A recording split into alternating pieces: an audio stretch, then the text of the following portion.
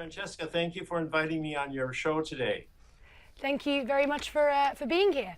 Paul, I want to ask you, what inspired you to take on this particular subject?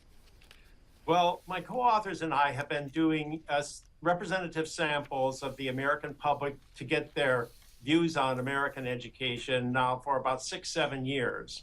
Older versus younger, the homeowners versus non-homeowners, parents versus others, minority groups versus whites, Democrats versus Republicans, and we never find that big a difference on lots of issues. Nothing quite as big as the difference between what teachers think and what the rest of the public thinks.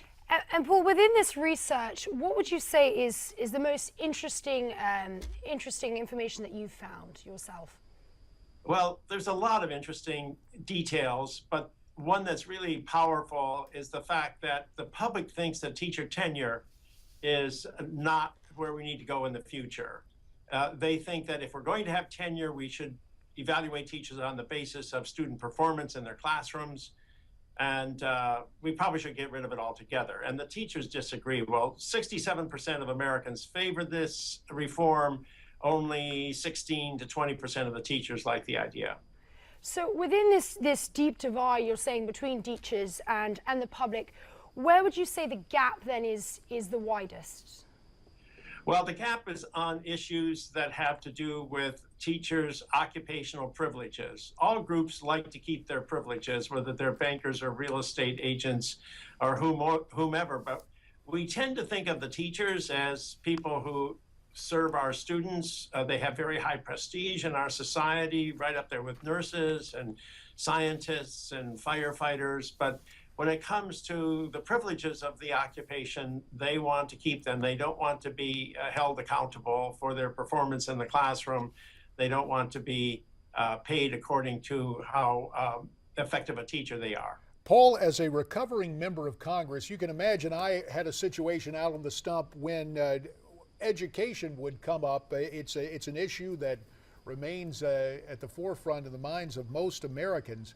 And just anecdotally or observationally, I was lamenting the fact that in the last half century, it seems the profession of teaching has transmogrified in the public schools into essentially a trade union or another bureaucratic union. The issue of unionization, does that increase polarity between public school teachers and public school parents? Well, it might, because the American public thinks that unions do more harm than good in their local schools, whereas teachers think the opposite. So that's one of the big differences out there. And of course, we didn't have collective bargaining in education before 1965. It's gradually expanded in the years since that time, and it's in full play today. So there's nothing that says that we always must have that, and there's attempts to roll it back in Wisconsin, Indiana, and a few other states. So we don't know what direction it's going to take in the future, but right now there's a difference between what the public wants and what the teacher wants. Paul, in terms of different states trying to roll some ideas back, what about this whole notion of Common Core state standards? Where do teachers and the public come down on this issue? Because we've seen both sides pretty vocal about this. I know that states like Indiana have rolled back Common Core. Is this an area where teachers and parents and the public can come together? Well, this could be a changing issue in American education, but the last time we went into the field, which was in 2013, we found that the American public wanted the Common Core. They believe in national standards. They think that students should be held to those standards and should be forced to perform at the high level in order to graduate from high school. And the teachers don't particularly disagree with that issue. They don't support it as much as the parents do, but it's not as deep a divide as on some of the other issues.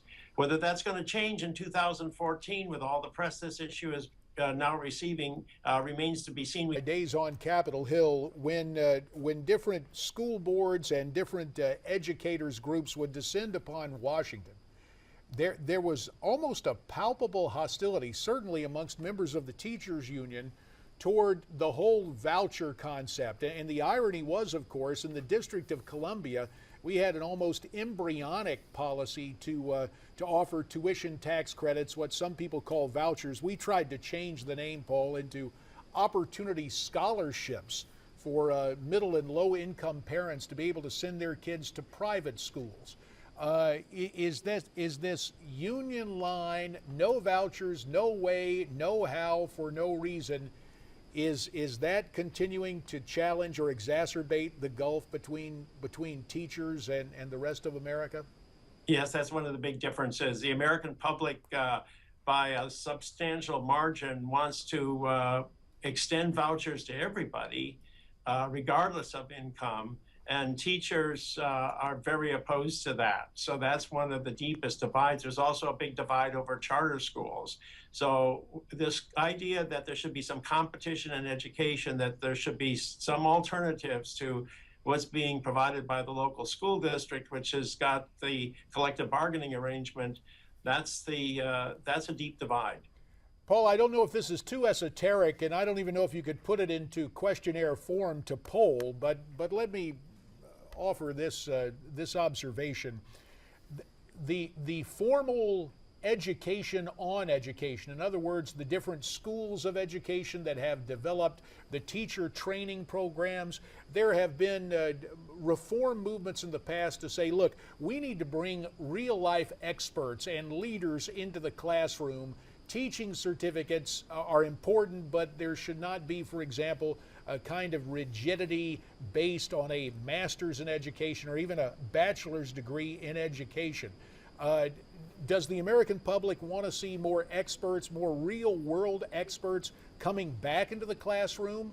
And how does that shape up when it comes down to modern thought on the different schools of education and formal teacher training at the university level?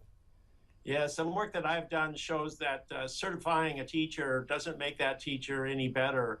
If you compare the ones that are certified with the others that are hired as an emergency teacher or in some other way, we don't see any difference in their performances, and we don't see any value to the master's degree. And the American public sort of understands that, because they think principals should be able to hire the best college graduate out there. Anybody with a college degree should be able to be hired if the principal and the superintendent at the school thinks that's a good idea. The teachers disagree with that. The unions have fought that, and the teachers agree with their union leaders in this regard. Paul, can I ask, if the Common Core is such a great program, why haven't more states joined, and why have some states dropped out? Well, of course, a lot of states have joined. I mean, I think the last count I heard was somewhere over 40, and it may have slipped from that as a couple of states have pulled out. I think it's too soon to know exactly how this is going to roll out. In theory, people are saying we should do the same thing, math is math, wherever you are throughout the country.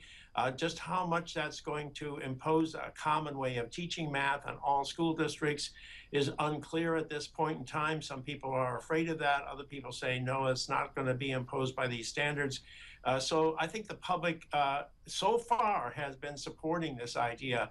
And I think it's only a segment of the public, that a very articulate segment, that's been opposing it.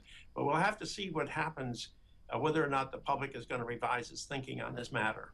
Paul, we only have about a minute left. I'm just curious where the public comes down on basic skills. A lot of the footage we've seen now has to do with the advent of the computers and having computers in classrooms. But does the public still, by and large, say, hey, let's get the basic stuff, reading, writing, and arithmetic before we move on to anything else? Well, I think the public is very concerned about the fact that students are not learning any more today than they were 50 years ago, despite the fact that we need much more of a skilled population than ever before, because there is certainly support for more accountability. Well, Paul Peterson, we very much appreciate your time. And Teachers versus the Public is the name of Paul's book. We think you ought to check it out. It'll offer some enlightenment on the subject of education. Francesca, we appreciate your contributions on this subject, and it's enough to get a guy to want to go back to school. Where do you stand on these issues? Basic skills for education? Has it crystallized now to teachers versus the public? Why don't you weigh in? We'd love for you to tweet us your comments at Newsmax TV, #America's Forum. We're coming back.